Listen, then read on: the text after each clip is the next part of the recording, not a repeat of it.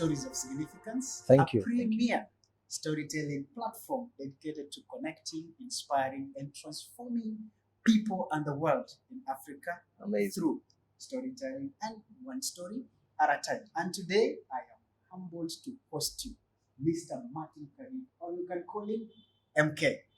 I'm humbled to host you today.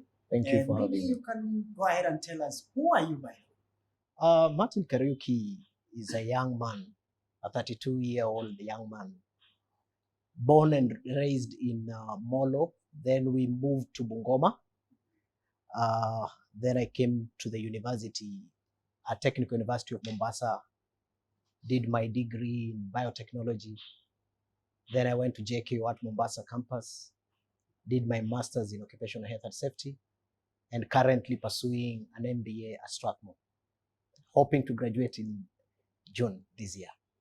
Very interesting. Yes. Biotechnology, all this stuff, and what you do is not actually biotechnology. I am interested to know what made you have a career shift. There are several things that happened. So when I decided to do biotechnology, I did it because of a big name. I was lucky. I was one of the students who got A's. Then after getting those A's, and I saw a wonderful name, biotechnology, and then trying to find out what does this mean. Then I hear genetic engineering. I said, this is exactly what I'm gonna do. I can, so to confirm DNA. Exactly, basically. So yeah, so that is how I found myself in that course, and it was interesting until I got to third year. Then I realized I'm actually not very good at concentrating on microorganisms, and keeping quiet, I'm good at talking. So I just decided from that time, I started feeling that I need to change my career. Then while I was in third year, I became a student leader. Yeah, I was the Secretary General of Technical University of Mombasa. Then that time was the time that there were campaigns in Mombasa, and Honorable Suleiman Shahbal was vying for governor. So we met, and we became friends. Then he kept on telling me, which course did you say you're studying? I think you can do well in business. So, and he kept on telling me he feels that I should be in business. And he told me when I'm done, he'll give me an opportunity and show me how. And that is how I found myself here. Yeah. Business. But yes, just to be a little bit specific, yes, what do you do in business? Because business is quite broad. Okay, I'm into strategy and business development. And into strategy, we look at how you can grow a company, how you can increase profitability. And this also entails sales and marketing for an organization. So basically, my day-to-day job for the past 2 years has been turning ideas into successful businesses. And one of the ideas that came is affordable housing. And you can see what we are doing at Buxton Point. We turned an idea into something that is magnificent in Mombasa. Amazing. Yes. Now, they always say behind every successful man, of course there is a lady, but I want to talk it a little bit and say behind every successful man, there is a story. There is a childhood. So you find yourself, first of all, pursuing biotechnology. Now you find yourself in business, doing business development, sales, and strategy. Where do you find this in your childhood? Interesting. Actually, I'll show you a photo of when I started sales. I started sales at the age of 7. Yes. My mother used to sell maize in the market. And then I used to accompany her. When we go with her, she realized that I used to convince clients better than her.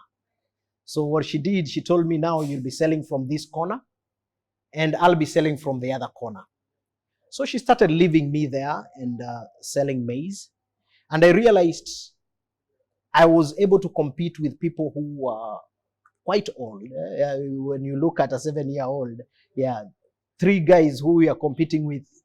And I used to close sales very fast and finish selling everything. Then I go join my mother to sell. Then I decided to how do I differentiate myself better? Because it isn't interesting as a kid sitting in the market for like, let's say 6 hours. How do I reduce this time frame? Then I realized, yes, people come to me because I'm a kid. What if I differentiated myself by looking smart in the market? Yani by wearing properly. So I went and told my mother, I need a suit. Yeah. And then she told me, yes, to sell maize. Then she bought me 3 suits. And by the way, it worked. Because people were amazed. Who is this young man in the middle of the market wearing a suit? And I used to close very fast. Then we moved to Bungoma. That we were selling maize when we were in Molo. Then we moved to Bungoma. My mother started selling, I don't know whether you know Moratina. Yes. Moratina is a herbal, it's not herbal, it's a traditional brew from Kikuyu land. Herbalic. Yes. So we were selling, and Yes. Because we had gotten a license as a herbal medicine place, although people were getting drunk, so we were not allowed to sell cigarettes.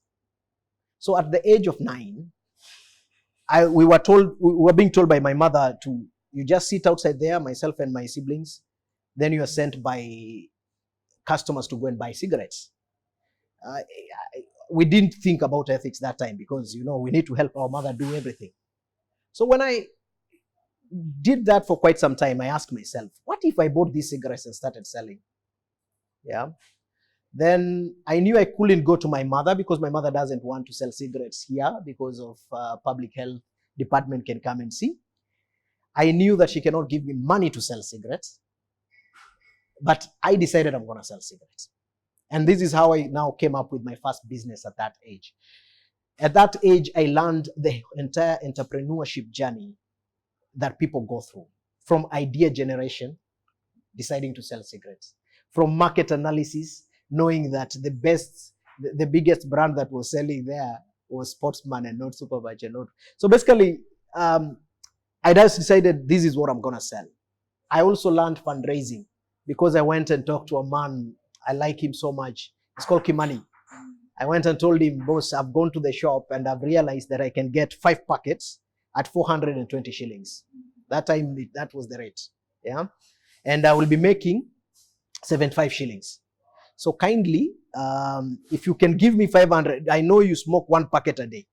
So we will look for a way that I'll be paying you slowly. And then he told me, will your mother allow you? I said, I'll see how to cover it. Okay. Then he started now asking me other questions. Like investors usually ask. Okay, we have so many brands. Which brand are you going to sell? I said, I've seen this is the brand that people like. And I've realized when they send me, they usually tell me, just if you don't get this, get this. So I decided to go with the most popular brand. And the business started. Then I realized he gave me the money, went bought the first 5 packets. Then I asked myself, because I'm not the only one who is usually sent. My brothers and sisters are usually sent also to buy. What do I do? And I realized you need strategic partners. Yeah. I realized you also need employees, people who can be able to work with you. So I convinced them and I told them 25 shillings is yours, 50 shillings is mine. So you need to stay around and be able to sell. Yeah. And we started doing this. We did this for 1.5 months. After doing this, we were caught. So one day I get home, I find my father and mother seated there. And then they ask us, and my brothers and sisters, okay, what are these cigarettes doing here? That's the first day that I knew that you can be summoned, like the way KRA summons people. Yes. That's the first day that I knew that you can actually be summoned. So, and that time, I also learned about ethics because my mother felt like we are not supposed to sell cigarettes, but we were being sent to buy cigarettes. So, the confusion in business. So, to cut the long story short, when I went to high school, I learned succession planning because I had to pass on that business now to my brother. And of course, I got some good money out of it. I told him, you'll be paying me slowly. And then went to high school. In high school, I also did business at Technical University of Mombasa. I also did a lot of business. And that is how now my sales and entrepreneurship journey started. Yes. Wow. And I believe that is why you were named Kenya's Best Sales Manager for the year 2022 by Sales First Africa. Yes, yes. How do you feel about this award? It's amazing. Having It's worked hard from childhood. it's amazing. And actually, the most interesting thing about this award is it humbled me. Because it showed me that all the efforts that we put into place to be able to help other people can actually bring results. Because I was actually nominated by my team. And one of the reasons as to why I stood out, because we had a lot of companies, big companies in this country, which nominated their sales managers. But what set me apart was the issue of coaching my team, the issue of leadership, because that way, that really added on to the value for me to be crowned as the best sales manager of the year in Kenya. So I'm actually humbled. Talking about coaching, mentoring, building a team, and I believe that no man is self-made. Do you believe so? I do. No man is self-made. We're just focusing on that. I would like to know, who are the most important people in your life? The people who have altered the course of your life. Okay. Actually, looking at it, there are so many people who have really helped me. But three come to mind. The first one is my mother. Like I said, she started training me at a very young age that I need to depend on myself. By the way, at that young age, if I went and told my mother that I kindly buy me a shirt, she used to ask me, how much money do you have? Yeah. So basically, you'll rather come with 1 shilling to her and then tell her, buy me a 10,000 item. But if you come with no money, she cannot buy for you. And this is what she was doing to all my siblings and myself. So my mother was very, very instrumental in bringing me to where I am. The second person is my physics teacher at high school, called Mr. Nalianya. There is a day that he met me, we were actually heading towards doing KCSE. Then he told me he's actually born again, and I will say he's like a prophet, and I think he's a prophet. Yes. So he told me, Martin, I have a message for you. What you need to do is that you need to write down your vision. I want you to write all the things you want, starting from the grade you want to get, going to your marriage life, going to your career, and do everything. Write everything that you want. For me, when I was writing, and he told me, I want you to be as realistic as possible and come up with an action plan.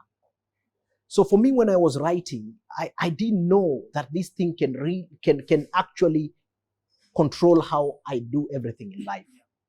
I wrote what I want to get in my KCSE. I was lucky I got it. Then I wrote that I want to set up a business, another business that can sustain me while I'm at the university. And you know what? Immediately I did my KCSE. After getting a good grade, I was being called to go and teach back at Teremi Boys High School. But because I had written that I want to set up a business, so I focused on that. With struggles and what have you, but I was able to set up the first M-Pesa business in a place called Ndefo in Joro, the first one.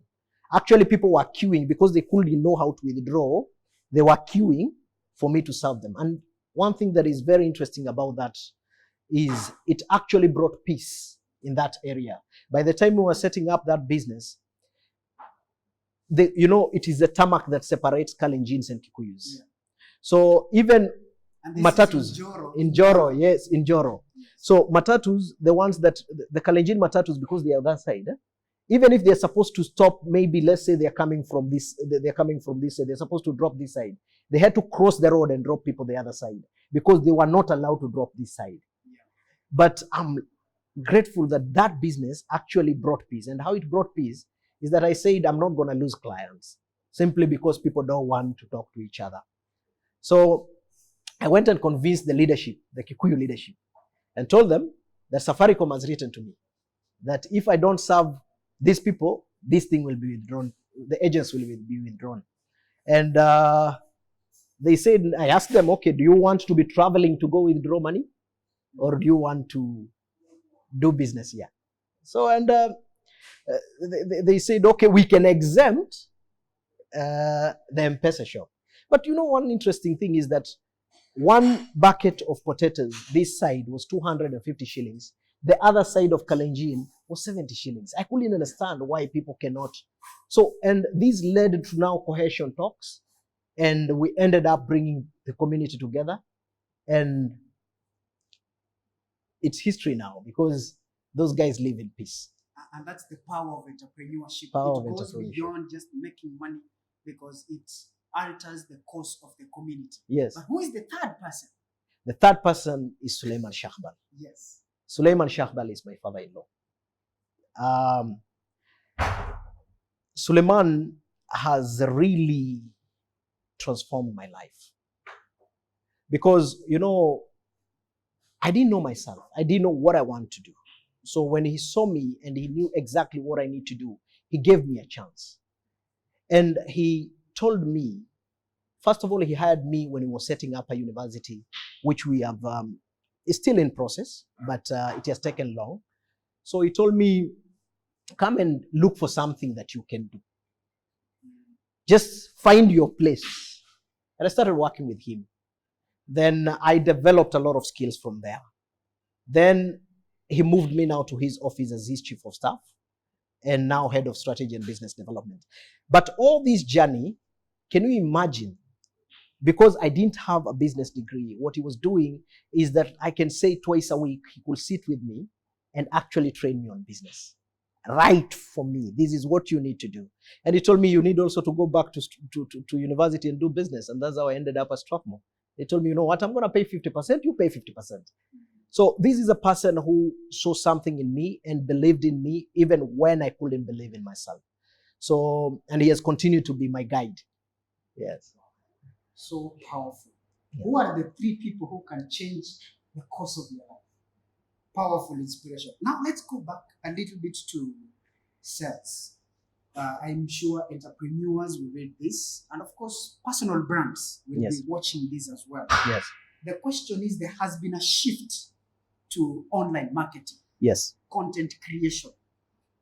And you know very well, we also launch product or services, and awareness is key in the process. What do you feel like in Kenya, as Kenyans, is this something that we have embraced? If we have not embraced, or if we have embraced, what do you think is the challenge we are facing, or how can we do it better when it comes to online marketing and strategy as well? That's a very interesting question. The honest truth is that, yes, a lot of businesses have adopted social media. But I think where we are going wrong is on targeting. Do they know the people who they're supposed to target? Because you will see, like I've seen a lot of small, upcoming businessmen and women posting all over, and there is no clear message on who are they targeting. You see, like for instance, if you come to Buxton, we have different categories of clients. We have those people who want to buy their first home. Their message is completely different.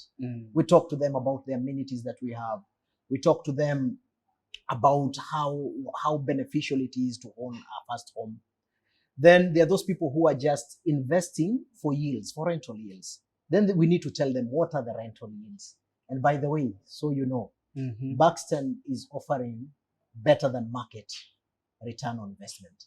And actually the location that we are realizing that there will be very high capital gains because it's at the heart of Mombasa. Maybe could you speak in simpler terms? Okay. So yes. So basically, you see, rental yield is usually calculated through how much money. Let's say today you own a house. You own a house, Yes. and it is being rented monthly. People pay a certain amount, so you take that entire amount, then per year, and then you divide with the amount of money that you bought. And if you do that for majority of properties in Mombasa and Nairobi, you will see that the return on investment is 5%. Yeah. But at Buxton Point, you are getting above 10% because of the location, because of the amenities, because of everything that comes along with Buxton. You know, you can walk literally to everything. Yeah. Coast General Hospital and so, and then we have others who are interested in buying a second home. They have another home in Nairobi and they want to buy a home in Mombasa. So if you look at that, those are three key different messages. And different demographics will be taking this message. So if you go and promote your posts on Facebook, how are you targeting? So if they got better understanding of social media, I'm sure they will target better and generate more leads. I think that is the only place that is missing. People are just posting the way they post their own personal posts. Yes. Yes. And I think maybe on that, I think there is the management of the business, Yes. and there is the personal branding. Yes. So I feel also that what is your opinion with these people who post everything under one thing? You know, as a business person, you either sell the business or sell yourself. But Yes. how do you balance? And then there is also customer experience on Facebook. You cannot be, if somebody critiques your customer service, how are you supposed to respond? I feel even if social media is good, also at some point, are we losing something when it comes to customer experience? Yes, I will say, you see, like for instance, if you're selling something online, yeah, and you deliver that thing to a client, maybe in Mombasa and you're in Nairobi. So basically there is that loss of touch if your business is focused on ensuring that you show compassion. But there is a lot of ways that you can provide good customer experience. Like for instance, if you post a product in a way that I can be able to access all the information that I need, I can be able, by a click, I can be able to, of a button, I can be able to chat with you, and how fast do you respond? How best do you take feedback? And so basically, there is nowhere you can't give a good customer experience. It is just that you need to know that when you're using a certain channel, you need to have more effort than the other. Yeah. So basically, that is all I can say about that. All right. Considering the current economic climate, which is not that conducive, post-COVID-19, post-elections, the economic climate at least is a little bit unpredictable. Customers are focused on necessity products. Yes. Compared to other services like us who offer training, you offer real estate, you see, but customers are more focused on necessity product. Even as Mohamed Dauji, who is a Tanzanian businessman, yes, acknowledged also in his interview with CNN, what sales strategy would you recommend in order for other services like us to adapt, at least as we are navigating through the changing times in the market? You see, every time in strategy, you need to always differentiate yourself. The honest truth, yes, the market at the moment has been on the downside. But what it calls for is reinventing yourself and refocusing your strategy. Like I give you an example. Maybe you are selling a particular item, or let's say apartments. You're selling apartments and you are focusing on selling to one client, yeah, selling to those retail clients. Yeah. Maybe it's time for you to think about B2B. Maybe to think, okay, why don't I focus on other people who will be, other organizations who are looking for a return on investment and who have money in their accounts, who can be able maybe to purchase. Maybe it means now you also need to change, maybe to offer discounts. Maybe you need to run more promotions. You need to do more marketing. So basically, the honest truth is, today, OV, the service that you offer, there is somebody who needs them somewhere and they have not heard of you. So if you are working at a capacity of 10% when things were good, it calls on you now to work at least 40%, because you'll now be able to cast the net wider and be able to attract more value. Okay, just before we switch from sales and focus on a few key things, then we can call it a day. Yes. I would like you to give us at least 3 tips or advice on how we can market and sell ourselves, either as individuals, our personal brands, or our businesses.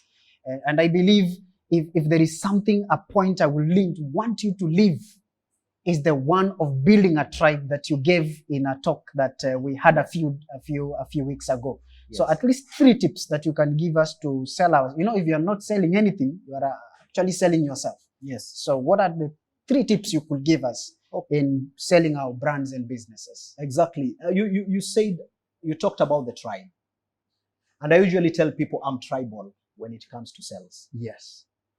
Because I've realized that those people who are tribal, when you're in a certain tribe, you understand each other. You communicate the same language. You feel the pain of your tribesmen. And even if you look at these times of elections, people, that's when they remember they come from a particular tribe. Yeah. Because there is something that brings them together. Now the question is, how can you build a tribe for your business or consultancy if you are in, or a personal brand if you are into consultancy? The most important thing, there is nothing that is as difficult as selling to somebody who is not within your tribe. And what do I mean? Somebody who is within your tribe is somebody who is interested in what you're offering. This is a person who will be interested in referring clients to you because they believe that you are a family. So the ultimate goal should be for any salesperson is, first of all, to create that connection, not to just sell. Create the connection and understand the client. And when you understand this client, they become your tribe. The second thing is developing a sales culture in the organization. I believe this is one key thing that everybody should adopt. When you go to some organizations, you realize that people operate in silos. The accounts department thinks it's not their job to sell. The production department thinks it's not their job to sell. The installation department. And I usually give a case of a company that I was working for, where I went and realized that sales were not doing very well. Then when I went to talk to the person who does quotations, I saw he has quotations that he has even revised 21 times. Then I asked him, why do you revise one quotation 21 times? Does it mean you don't understand the client? Then he tells me, no. Our salespeople, they usually go and sell and they come and tell us it's like they don't understand the client because this is how we're getting this. So, but I said, I'm not going even to do anything else. The first thing that I'm going to do is to instill the sales culture in the organization. And everybody got to understand what they can do to impact on sales, including the installation guys. I told them, you know what? When you go to install, do you get people to install, it was furniture. When you go to install furniture, do you get people who want to ask you about furniture? Yes. What do you tell them? I refer them to sales. Then I told them, no, I think you need now to learn how to sell. And if you develop that culture, you succeed. The other thing that is very critical is you need to know your strategic partners. You know, most people focus on selling to clients directly. But I've come to realize that sometimes people buy things from people they like, not things they like. So if that is the concept, why don't I give wonderful customer experience so that even my clients can become my strategic partners? Then the other thing, how do I convert every lead that comes to my business into something useful to me? Because what usually happens in business is somebody comes and asks, for instance, you're coming to look for an apartment and then they realize, okay, then they don't want this type. They want another one. Then a salesperson realizes, okay, this person does not want, so it's a cold client. Then they just focus on the ones that are hot. They are taken to But the you need to be dustbin. very smart and just think very fast. If this person came here, he can also become my strategic partner. So I usually tell my team, you need to be very quick. If you notice they are not interested, start understanding what they are interested in. And let me tell you, those people have friends who might be interested. And when we start discussions like, by the way, even if you're not buying today, if you have people who you can refer to us, you'll get this commission. And actually, it will help you even purchase a unit wherever else maybe you want. They end up being our friends. And every lead, even the cold lead, becomes a strategic partner instead of just being left out. Wow.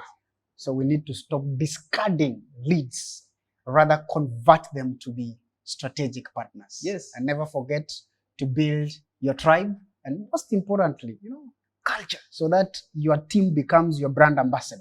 Yes. Perfect. Wonderful wisdom, man.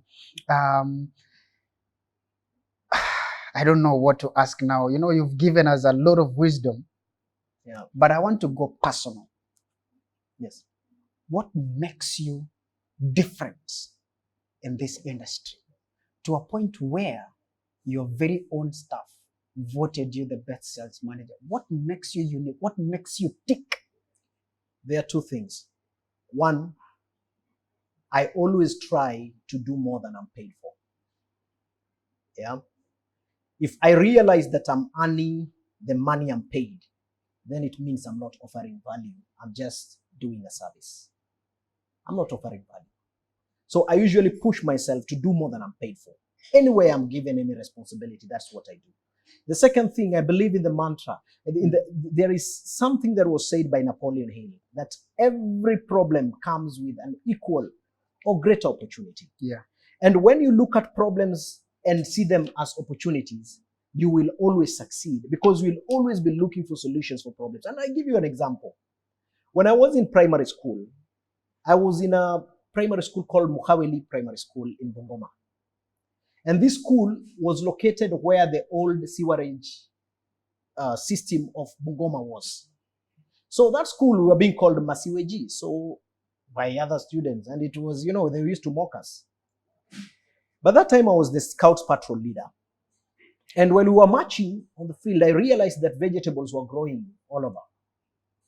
Then I asked myself, how do I turn this problem that we have, which is the sewage, into a farm that will be able to raise money for the institution and for the students at that young age? There I was in standard 7. Then I put together a team and we went and convinced the headmaster, and he agreed.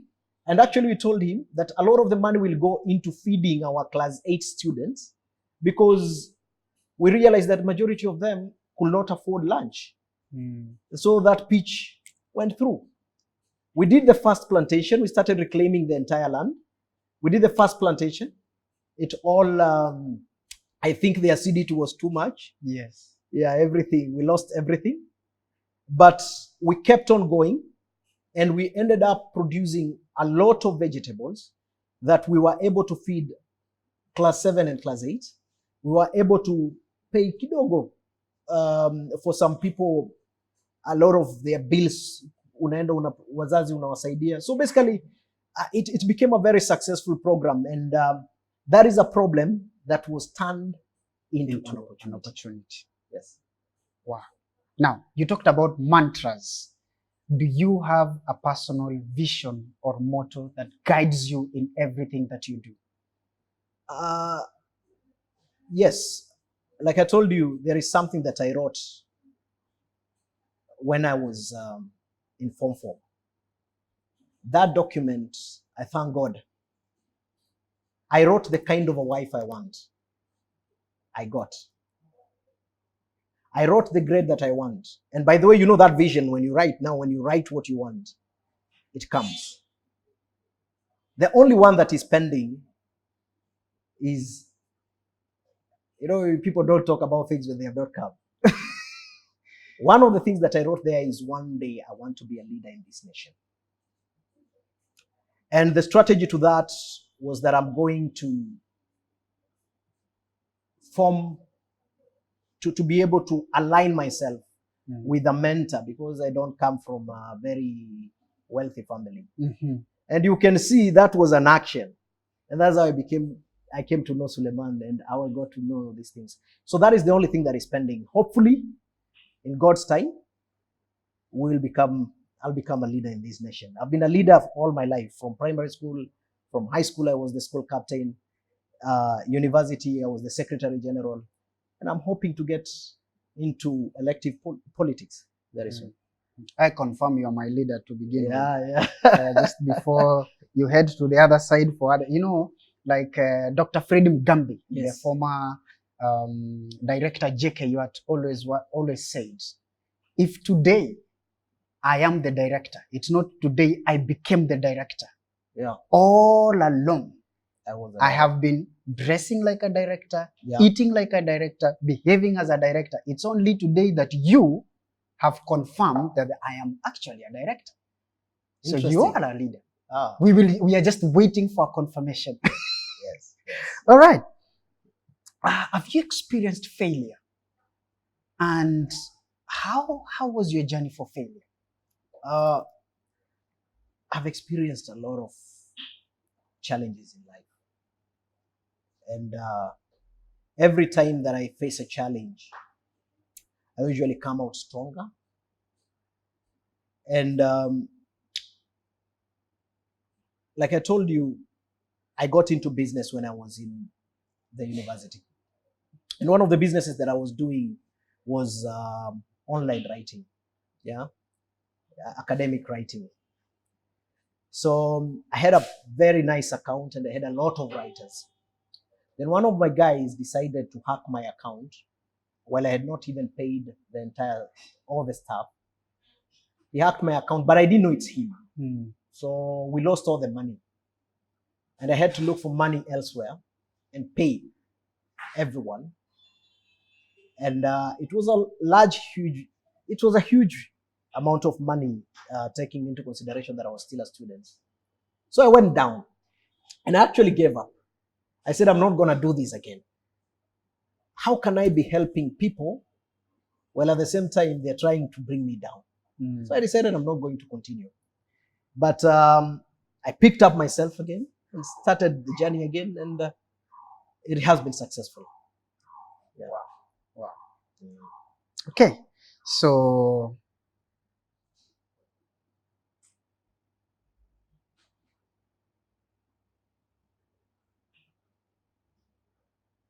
if I may ask, where do we go from here? Especially for you, apart from the leadership aspirations, where do you go from here? Where do you see yourself in the next few years, just putting the leadership aside? And yes, where do you see yourself? I'm a certified business coach.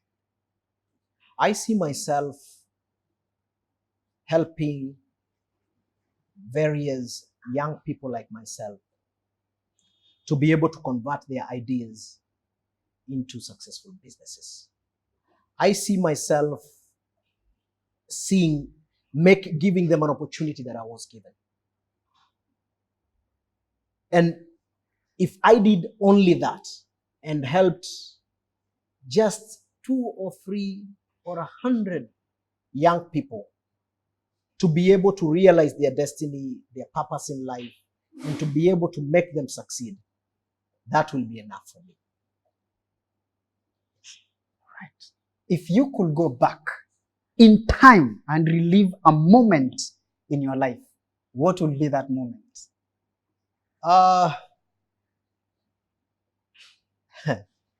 The funny thing is that it's a sad one. Okay.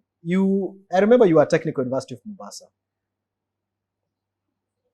You remember the TV station that was on the lower pitch? You know that I've slept there. But one thing that I realized is that while I was sleeping there, that's when my business ideas came to be. Because I couldn't be able to I couldn't be able to pay for the hostel. So you just go and pretend you're watching a movie, then you sleep. Then I realized we are several people here. Now, how do I solve these guys' problems? Yes. So when help came in, I thought now, okay, how do we set up businesses that we can be able? That's how we started doing printing. Actually, our business was the first business ever to be allowed to be done in Technical University of Mombasa. And I went and told the dean, I know you don't allow businesses in this school, but I've just come to report to you that I will be caught and I will be brought to you. But if I don't do this, I cannot succeed.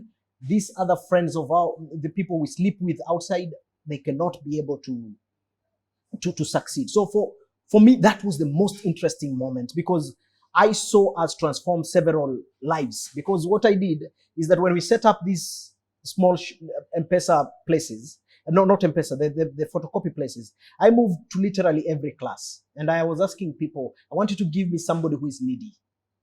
Yeah. And I want you to be giving this person that handout, so that he makes some money from this business. And then I will be giving them for free. And by the time, and by the way, I think that's why I won. That's how I became the Secretary General. By the time that I was finishing my degree, I will say at a bare minimum, 200 people had benefited from this program. And if I can be able to relive that moment, even if it had challenges, that was my best moment. When I could see people impacted, their lives impacted. Yeah. And that emanates from a challenging moment, not just a happy moment. A challenging moment, sleeping hapo kwa TV. Very rare do we want to relive a challenging moment, Martin. I have to confirm that very rare do we want. That's a unique one. Do you have fun moments in your life? You know, what makes you laugh and all that? As we are winding down our conversation, you know, what is your fun moment in life? When I receive my paycheck. Is that on the 5th or on the 30th? Luckily, it comes earlier than that. Wow. Yeah, we have a very good CFO called Samir. He's right on time. So, yeah. So, but do you have a job opening? You have a lot of value. If you know people like you, even if there is no job opportunity, we can always look at where you can fit because of value. So that's what we look at. So, but I love walking. Yeah, I'm on a journey to lose my weight. And there is a very wonderful initiative that was started by a retired military guy called Major Idris. Yes. It's called the Mombasa Walk Movement. It is really exciting. You know, like I told you, I like things that are transforming people's lives. And I like the fact that I saw this guy walk alone. Then the last challenge that we had, we were more than 600 people. Yes. And we're looking forward to having more than 5,000 people walking around Mombasa with a target of just having a happy life, losing weight, networking. And we are saying every step matters. So basically, that is what I do for fun. Indeed, every step matters. Yes. And I see someone who added me to the group of Mombasa Walk Movement around this area, you know? Around this area, I see him around. You remember, you know, even you look happier than you joined. Oh, yes. I loved walking. How many kilometers did we do? It was a lot. Now we are doing 10 kilometers, butterfly pavilion, and then we do some aerobics. Yes. Yeah. Interesting. Fantastic movement. And I believe we need to be people who impact others. Yes. By the simple things. A very simple movement, but the results are massive.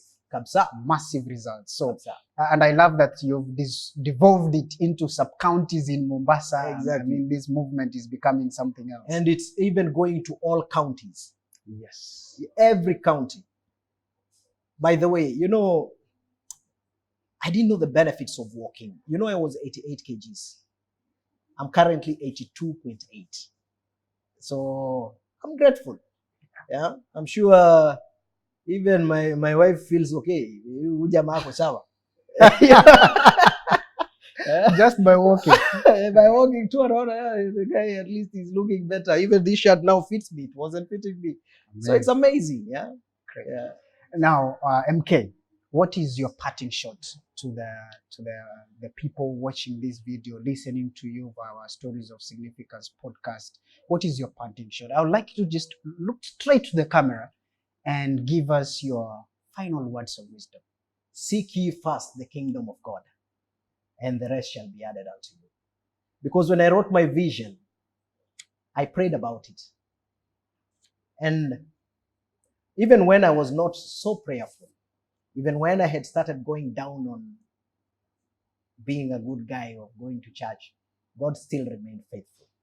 So as you're working hard, you need to ensure that you put God in every step of your way, and things will be okay. And then the other thing, please do more than you're paid for, and just know that every time you see a problem, there is an equal or great opportunity. Thank you. Great, man. It has been wonderful hosting you. These are stories of significance. Connect, inspire, transform the world one story at a time. And I've been your host, Otumbo Vincent.